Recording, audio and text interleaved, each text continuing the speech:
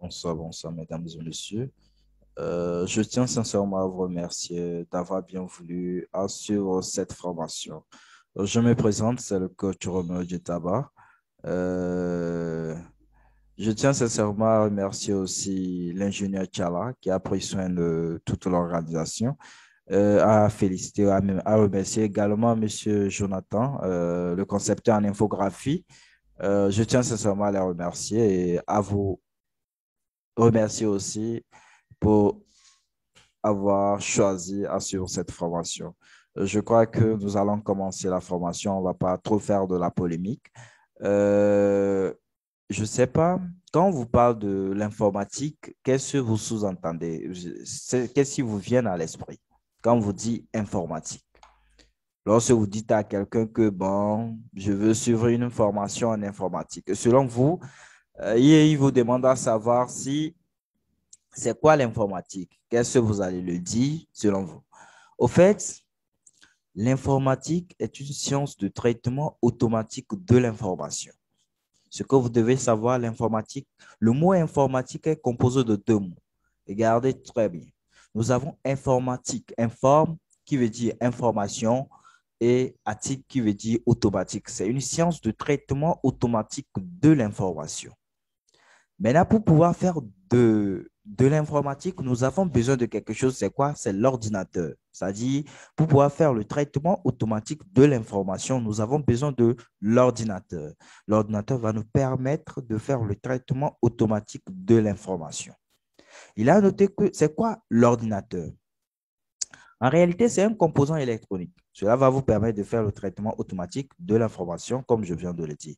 Maintenant, il est composé de deux parties. Nous avons la partie software et la partie hardware.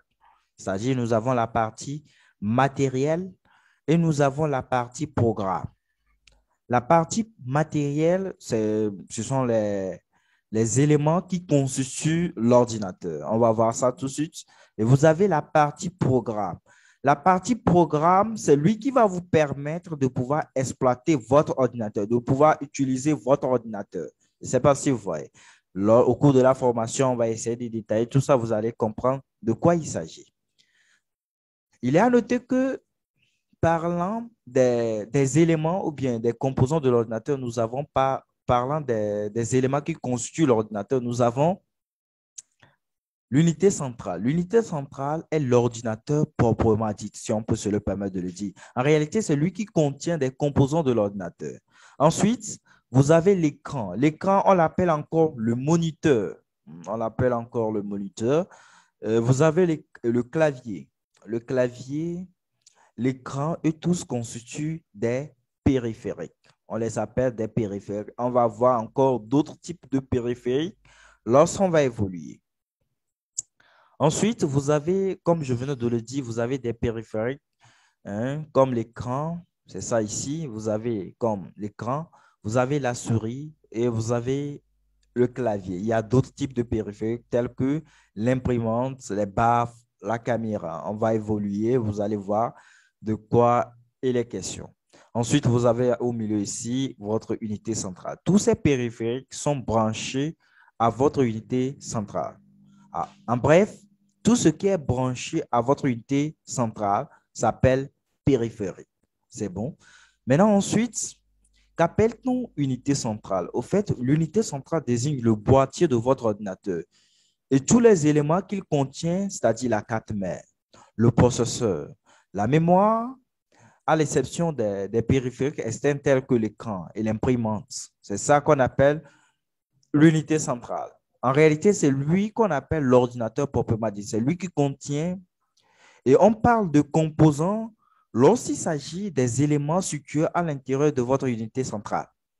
Lorsqu'on parle de composants de l'ordinateur, il s'agit des éléments qui se situent à l'intérieur de votre unité centrale. Les éléments qui se situent à l'intérieur de votre unité centrale, c'est quoi? C'est la carte mère, le processeur et la mémoire RAM. Il y a bien d'autres choses qu'on va voir au cours de la formation. Ensuite, vous avez la carte mère. Il est rarement mis en vente.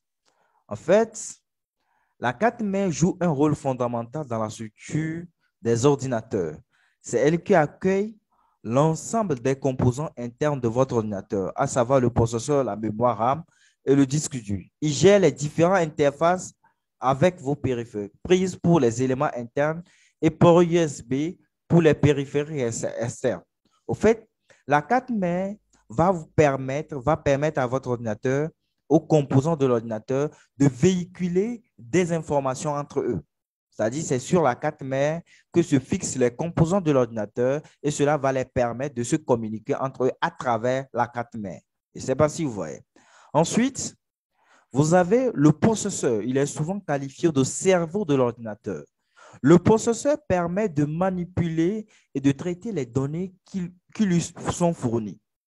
Sa puissance a une influence sur la vitesse d'exécution de vos logiciels et des opérations que vous effectuez. Ce qui fait que lorsque vous décidez de payer un PC, on vous recommande de tenir compte de certains critères pour les composants de votre ordinateur. On verra ça lorsqu'on va évoluer. Le processeur, en réalité, c'est lui qui traite l'information. C'est lui qui calcule les résultats, il traite l'information. On a dit que l'informatique était une science de traitement automatique de l'information. En réalité, c'est le processeur qui va traiter l'information. J'espère qu'on se fait comprendre. Ensuite, vous avez la mémoire vive. La mémoire vive, encore appelée le Random Accessory Memory, la mémoire RAM. En réalité, il est partenaire de travail du processeur. La mémoire vive, appelée aussi Random Accessory Memory, il stocke temporairement les données à traiter par le processeur. Ainsi, plus il y a de mémoire de disponible, plus il est possible d'y conserver les données temporairement, ce qui évite des fois d'accéder au disque dur qui est plus long. La mémoire vive est vidée à chaque arrêt à chaque arrêt ou redémarrage de votre ordinateur. Ce qui fait que lorsque vous aurez à travailler dans les logiciels tels que Word, Photoshop, Publisher, PowerPoint et Excel, dans d'autres logiciels, on vous recommande d'enregistrer au fur et à mesure que vous évoluez. Lorsqu'on va évoluer, vous allez comprendre de quoi il s'agit. Ensuite, vous avez le disque dur. Contrairement à la mémoire vive, les données stockées sur un disque dur sont permanentes et ne sont pas effacées à l'arrêt de votre ordinateur. C'est donc sur un disque dur que votre système d'exploitation Windows. Et qu'appelle ton système d'exploitation? Un système d'exploitation, c'est un système, comme son nom l'indique, c'est un système qui vous permet d'exploiter votre ordinateur. Vos logiciels et vos documents sont conservés dans le disque dur. C'est donc un espace de stockage permanent où vous pouvez copier et supprimer des données à volonté. C'est ça votre disque dur. Maintenant, la question est de savoir quelle est la relation qui existe entre les trois composants. Lorsque vous décidez de payer un PC, vous devez tenir compte de la capacité de la mémoire RAM, qui est la mémoire RAM qui nous donne la possibilité de pouvoir capter l'information, d'enregistrer, de mémoriser l'information temporairement. Je ne sais pas si vous voyez. Et le processeur qui va nous permettre de traiter l'information. Le disque dur qui nous donnera la possibilité de pouvoir stocker nos fichiers sur ça. C'est bon? Maintenant, une fois que, comment ces trois composants fonctionnent entre eux, c'est-à-dire ils fonctionnent en synergie. Il y a une relation entre les trois composants. Et je tiens à vous rappeler que ces trois composants se fixent sur la carte mère pour pouvoir se communiquer entre eux en se servant de la carte mère. Une fois que l'information est envoyée à votre ordinateur, la mémoire RAM va capter l'information. Le processeur va piocher dans la mémoire RAM. Lorsqu'il pioche dans la mémoire RAM, il fait le traitement automatique de l'information. Il réenvoie ça à la mémoire RAM. La mémoire RAM garde l'information que le processeur a calculée ou bien le résultat que le processeur a donné. Maintenant, si vous décidez de sauvegarder ça sur votre disque dur pour pouvoir avoir la possibilité de pouvoir récupérer ça après, là, vous êtes libre de le faire. Ce qui fait que lorsque vous aurez à travailler dans les logiciels, on va vous recommander d'enregistrer au fur et à mesure que vous travaillez. Puisque lorsque vous travaillez, c'est la mémoire RAM qui enregistre temporairement l'information. Si vous ne sauvegardez pas ça sur votre disque dur, il advenait que votre ordinateur s'éteignait.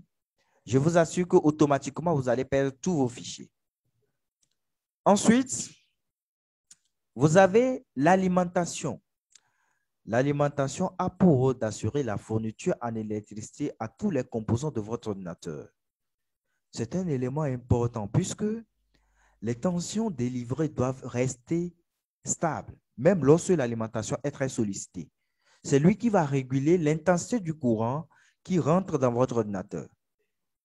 Ensuite, vous avez la carte graphique. La carte graphique permet de traiter et d'afficher sur un écran les données provenant de votre ordinateur.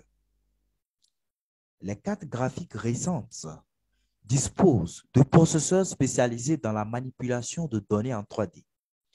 Et la carte graphique peut être une puce intégrée à la carte mère.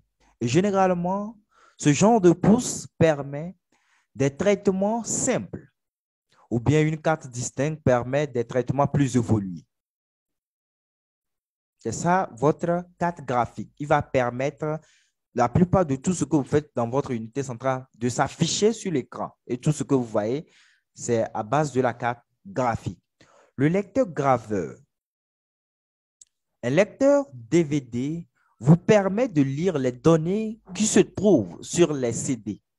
Et DVD, vous avez la possibilité d'avoir les jeux, les logiciels, les photos. Dans sa fonction de graveur, en plus de lire les données, il permet de stocker des fichiers sur les CD. C'est ça, votre graveur DVD. Il va vous permettre de stocker des fichiers tels que les musiques, les films, les photos à sauvegarder. Vous avez la possibilité, vous êtes libre de faire ça. Et cela permet de libérer de l'espace sur votre disque dur, sur votre ordinateur. Ensuite, vous avez la carte son. La carte son vous permet de gérer les entrées, c'est-à-dire les micros, les baffes et les sorties vers les haut-parleurs de votre ordinateur. Elle comporte un processeur chargé pour les traitements numériques du son. Il est plus spécialisé pour ça. Et la carte son peut être une puce intégrée à la carte mère ou bien une carte distincte. C'est possible. Ça dépend des ordinateurs. Puisque avec l'évolution de la technologie, on fait de telle sorte que pour réduire les tâches ou bien les dimensions des choses, pour faire ça de telle sorte que ça devient de plus en plus petit.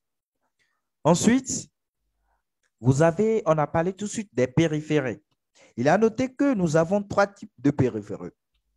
Nous avons des périphériques d'entrée, des périphériques de sortie et des périphériques d'entrée-sortie.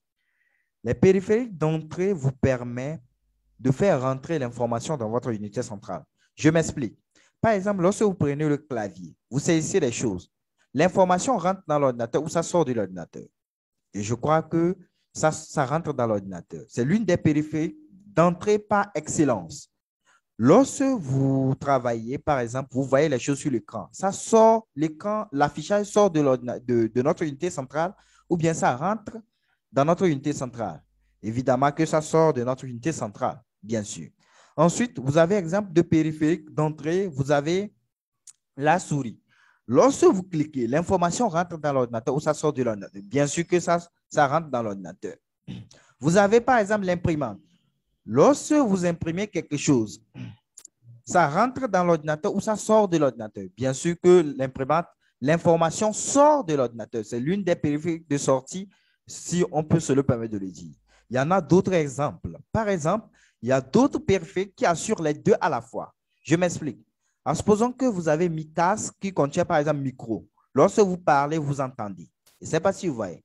C'est à la fois entrée et sortie. On se fait comprendre. Ensuite, parlant des périphériques, c'est ça. Ce sont des exemplaires de périphériques. Vous avez l'imprimante, scanner. Il y a des tas de trucs que vous avez la possibilité de pouvoir utiliser. Il y a les notions de dimension, les notions de mémoire. L'importance des données stockées se mesure en octets. Et cette mesure va vous donner la taille des fichiers et la contenance des supports de mémoire. L'octet étant très petit, on utilise comme unité de compte, c'est-à-dire unité de mesure. Ensuite, vous avez le kilo-octet. Un fichier texte en pèsera quelques dizaines, et ainsi qu'une image fortement compressée. Le mégaoctet ou le MO, c'est-à-dire le 1 mégaoctet, vaut environ 1000 kilooctets. Les disquettes contiennent environ 1,4 mégaoctets, si j'ai bonne mémoire, et un fichier image non compressé dépasse souvent cette contenance. La mémoire vive se mesure en mégaoctets. Aujourd'hui, de 64 à 256 de manière courante. Le gigaoctet, c'est-à-dire le géo, environ 1000 gigaoctets va donner 1 gigaoctet.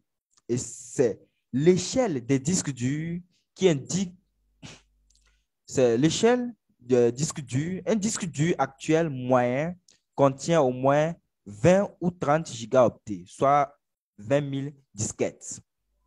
Je ne sais pas si vous voyez. Maintenant, il a noté que 1 Tera égale à 1000 gigaoctets. Mais en réalité, ça n'atteint pas 1000 gigaoctets. Vous savez pourquoi? Simplement parce que ce qui le définit en tant que mémoire ou bien en tant que capacité, le système qui va gérer sa fonction lui-même fait que ça prend certaines parties de l'espace. Ce qui fait que, par exemple, lorsque vous payez la carte mémoire, si vous dites, on vous vend par exemple 2 gigas, en réalité, ce n'est pas 2 gigas. Vous savez pourquoi? Simplement parce que ce qui le définit en tant que carte mémoire prend certaines parties de l'espace. J'espère qu'on se fait comprendre.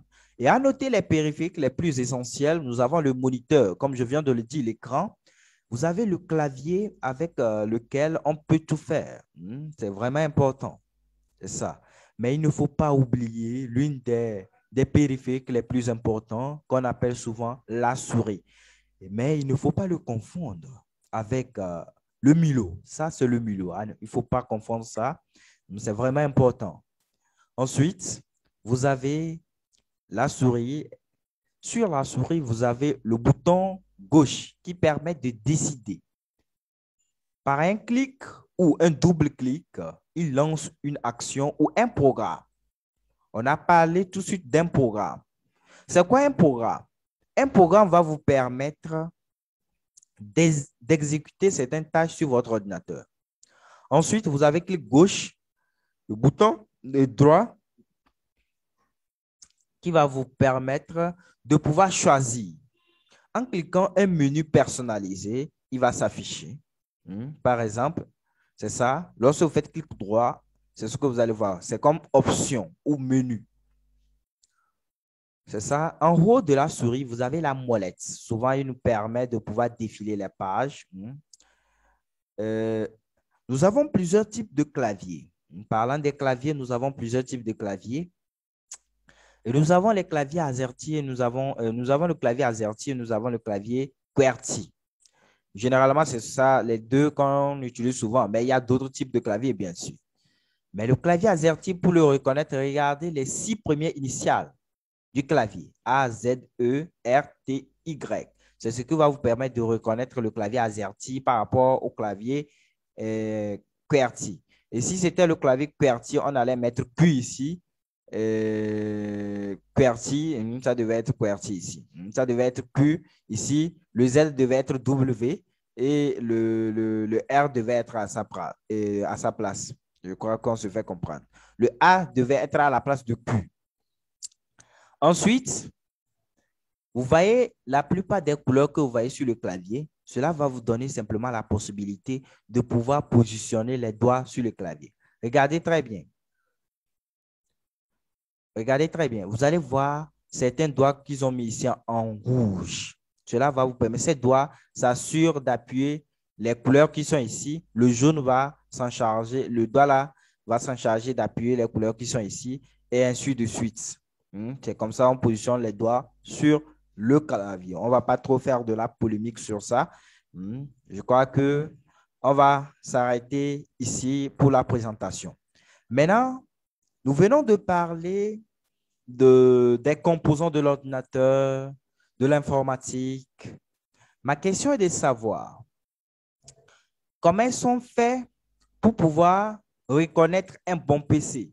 Si vous voulez payer un PC, comment est-ce que vous allez faire pour pouvoir reconnaître un bon PC? Lorsque vous allumez votre machine, ou votre ordinateur, quelque chose s'affiche comme ça qu'on appelle souvent bureau ou bien affichage. Ce que vous voyez en bas ici, c'est la barre des tâches. On appelle ça la barre des tâches ou bien les raccourcis. Ce sont des raccourcis, la barre des tâches. Vous avez la possibilité de pouvoir mettre des outils là-bas pour vous faciliter des choses. Maintenant, ce que vous voyez ici sur votre écran, c'est le bureau. C'est le bureau. Et sur les ordinateurs, on a parlé tout de suite des systèmes d'exploitation. Et il est à noter que nous avons plusieurs types de systèmes d'exploitation. Nous avons le système d'exploitation Windows, c'est ce que la majorité de personnes connaissent. Mais il y a le système d'exploitation, il y a Linux, il y a le Mac, il y a bien d'autres systèmes d'exploitation que vous avez la possibilité de pouvoir utiliser. Maintenant, pour pouvoir ouvrir, par exemple, lorsque vous ouvrez votre ordinateur, pour pouvoir voir les caractéristiques de votre ordinateur, il suffit seulement d'aller dans ce PC. En anglais, ils vont mettre 10 PC.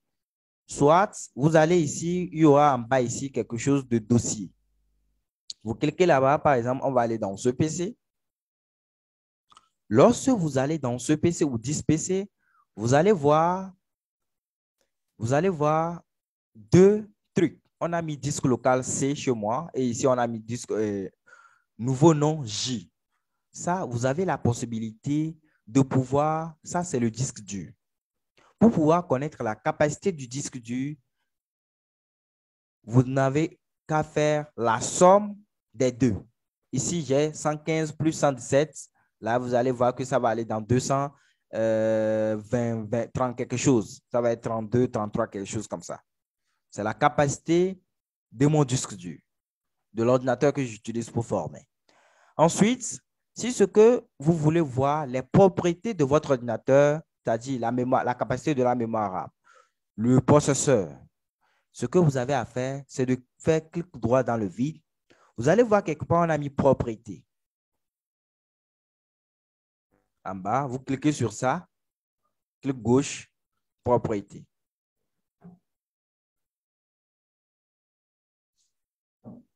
Voilà.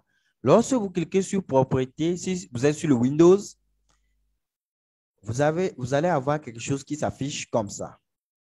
Les informations du système général. Vous allez voir édition Windows, le type de Windows, c'est-à-dire il y a plusieurs types d'éditions. Il y a Enterprise, il y a Windows Family, il y a Windows Professional. Vous avez la possibilité de pouvoir utiliser ce que vous voulez. Mais personnellement, moi, je n'aime pas le Windows Family. J'utilise soit le Windows Enterprise ou Professional. Maintenant, ici, vous avez le type de Windows que vous avez installé. Ça, c'est le Windows 10. Ensuite, vous avez ici le processeur. Le processeur, c'est 3,00 GHz. Ça, c'est l'unité de mesure du processeur. Lorsque vous décidez de payer un PC, je vous recommande à ce que le processeur soit supérieur ou égal à 2 GHz. Vous savez pourquoi? On va voir ça par la suite. Ensuite, vous avez la mémoire RAM. Le Random Accessory Memory. Tenant compte de son importance, il permet de stocker temporairement les données. Ce qui fait que la mémoire RAM, si vous décidez de payer un PC, il faut tenir à ce que la mémoire RAM soit supérieure à 4 gigaoctets.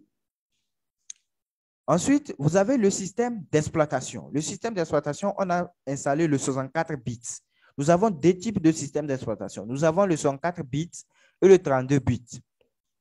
Ce qui influence le fait que vous avez la possibilité d'installer un système d'exploitation de 32 bits ou de 64 bits, c'est votre processeur et la mémoire RAM. Votre processeur, il faut tenir compte du fait que vous faites un effort que votre processeur soit supérieur à 2 GHz. C'est bon? Maintenant, la mémoire RAM, faites un effort que ça soit supérieur ou égal à 4 GHz. C'est bon? Et le reste, je crois que ce sont des formalités, des informations sur le système d'exploitation. Et je viens de vous dire que le système d'exploitation va vous permettre d'exploiter votre ordinateur. Et lorsque vous décidez de payer un PC, vous venez ici, vous allez vérifier ces informations pour voir si votre processeur est supérieur ou égal à 2 GHz, votre mémoire RAM est supérieure ou égal à 4 gigaoctets, et vous allez voir si votre système d'exploitation, là-bas, ça dépendra de votre mémoire RAM et de votre processeur. C'est en fonction de ça, vous allez installer le type de système que vous voulez. C'est bon? Maintenant, parlant du disque dur, je vous ai dit que ça, ce n'est rien, c'est ça ici. Vous allez faire la somme de votre disque dur. En réalité, votre disque dur, lorsque vous décidez de payer un PC, au moins, ça n'a qu'à être dans les supérieurs à 300. Vous pouvez payer, ça peut être 200, hein, c'est pas grave. Vous pouvez payer au moins, même moi, j'aime plus quand c'est 500, c'est mieux, ou 1 Tera, c'est plus mieux.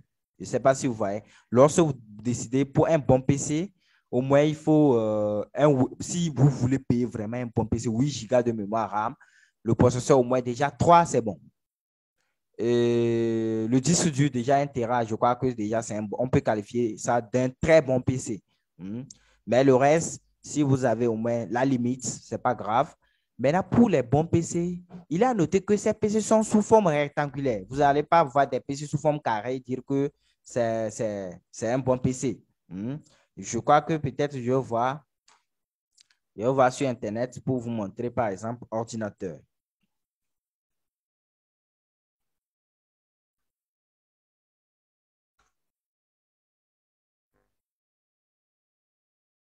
Voilà. Je viens dans Images. Voilà. Vous voyez, les bons PC sont sous cette forme. C'est sous forme rectangulaire. Regardez très bien. La plupart des bons PC, c'est sous forme rectangulaire. Si vous voyez un PC qui est sous forme carré, ça là, par exemple, c'est un très bon PC, je vous assure. Si quelqu'un décide de payer ce genre de PC, ce sont de très bons PC. Mais si vous voyez le PC est sous forme carré, c'est-à-dire long, c'est pas bon, c'est pas un bon PC. C'est bon? Je crois que il reste quoi encore? Aujourd'hui, on va terminer avec comment créer un dossier. Comment créer un dossier? Pour créer un dossier, c'est simple.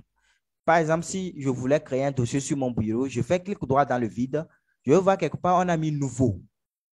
Je viens dans nouveau, je vois nouveau dossier. Dossier. Je clique sur dossier, clic gauche, oui, clic gauche, et j'efface ce qu'on a écrit. Je mets début, formation. Formation. Et je fais entrer pour valider ce que j'ai fait. C'est bon?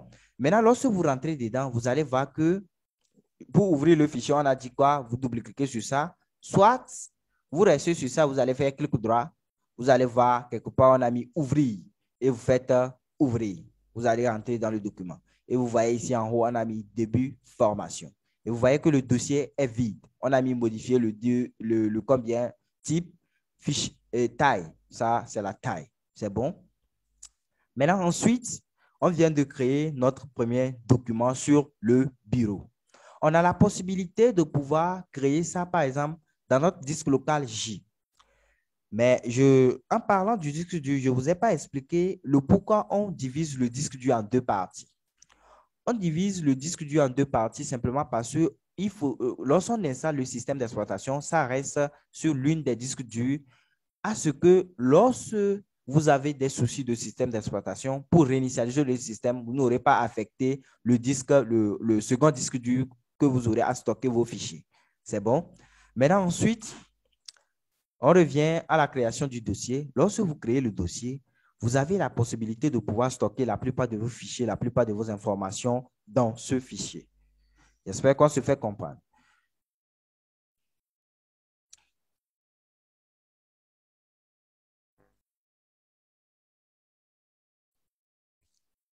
Maintenant, pour ce qui en est de la formation, je crois qu'on ne va pas trop s'attarder sur ça pour aujourd'hui. On a déjà fait à peu près 1 heure, je crois. Pour la formation, il y aura le Microsoft, on aura abordé le Microsoft Word, on va voir le Microsoft Excel, on va voir le Microsoft PowerPoint. Et toutes ces formations, ce sont des formations approfondies. Ce ne sont pas des formations juste quoi que ce soit. Non, ce sont des formations approfondies. Par exemple, vous devez être en mesure de savoir, par exemple, Microsoft Word va vous donner la possibilité de pouvoir éditer un texte, de travailler sur un texte. Vous avez le Microsoft PowerPoint.